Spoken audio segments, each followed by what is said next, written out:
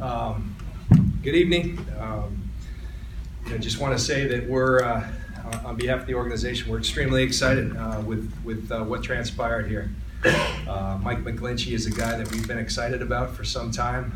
We tell you that about a week ago, we go through the process. The scouts do all their homework, ongoing process that goes, year long and goes into last year. And Mike McGlinchey's a guy we've scouted for a long time, but just kept gaining steam. The more we watched him, the more we liked him.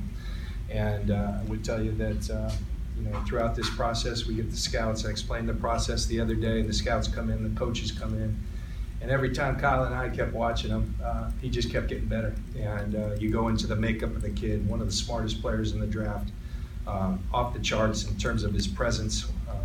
Our combine interview, I was just looking at my notes upstairs, and one of the top interviews, just in terms of presence and makeup. And it's a guy, two-time captain at Notre Dame, started 39 straight games. He's healthy. We felt like both in the short term and in the long term at a premium position, particularly when you've just invested in a quarterback. And more so than that, just an important position in football.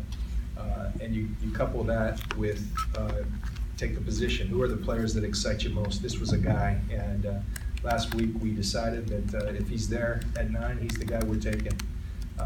We had other players that we had to prepare, and we probably had a list of 4. We were going to list some offers if McGlinchey wasn't there, and but we had other guys in line. But we're very pleased to have added Mike McGlinchey to our team. Kyle, how do you see him fit into your offense? Playing tackle. We'll start him out at right tackle here, competing with Gillian, especially turn out to training camp. But he can play either tackle. I think he can be he can start in this league as a right tackle, left tackle, swing tackle. I'm sure he can go in and help us at guard too if we continue to. But I think he's capable of doing all of them. 7'8" center, too tall for Jimmy to get that low. But he's a good player. I realize that Trent has the shoulder, but what is his status on this team? Have you talked to him about the addition of Mike McGlinchey?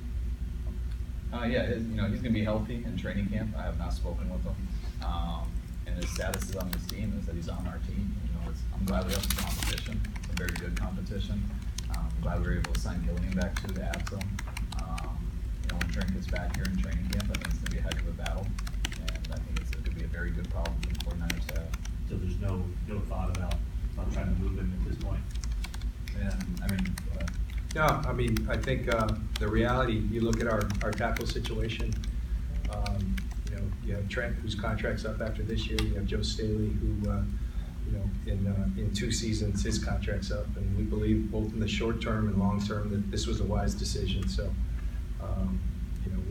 we're fired up. We really are. This is a guy we got excited about. As I said, every time we watched the film, he just got better and just made it the right stuff, both on and off the field. And very proud to have him part of our organization. Not a lot of great ones out there.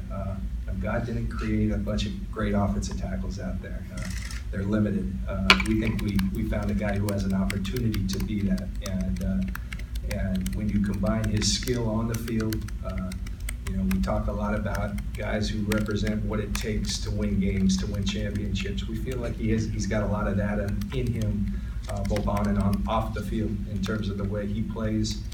He's a guy who, often on film, you keep the film running after a play, and even though he's 6'8" and 310 pounds, he's running 30 yards downfield to pick up his running back. Those are things that speak to us.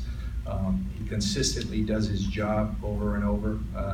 It's not easy playing tackle in this league, so it's not going to be perfect, but we found a guy who we believe can do it well for a long time. Roquan Smith's on the board. Still clearly McGlinchey in mind? That's a great football player, Tim, but Mike was the guy, at 9. You guys are probably saying this guy's full of it because he said the same thing last year, but this was the guy we had decided at 9 was the guy we weren't going to hesitate on. Do you envision him moving to the left side in a few years, or you're not thinking?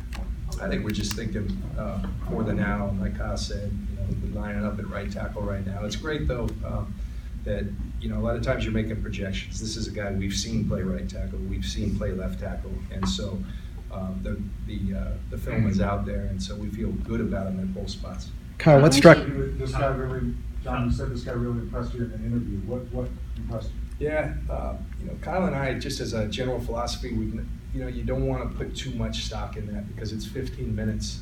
I will say, however, just in, like I said, doing this in 2 minutes, just in my life experience, there's some people who command a room, who own a room, and like I said, I think, there were probably 2 guys that stood out from the pack. We have 60 interviews at the combine. He was a guy who came in and kind of just owned the room, and everyone felt, it wasn't just me, Kyle felt that way. Our coaches that were in the room felt that way. Our scouts in the room. He's got a special presence to him. He's real, he's authentic, and he's a badass, and we like that. Kyle, did you check in with Matt Ryan at all to see, like, just with the family connections on him, or No, I any didn't other at all. recommendations? I didn't want to blow our cover. Huh.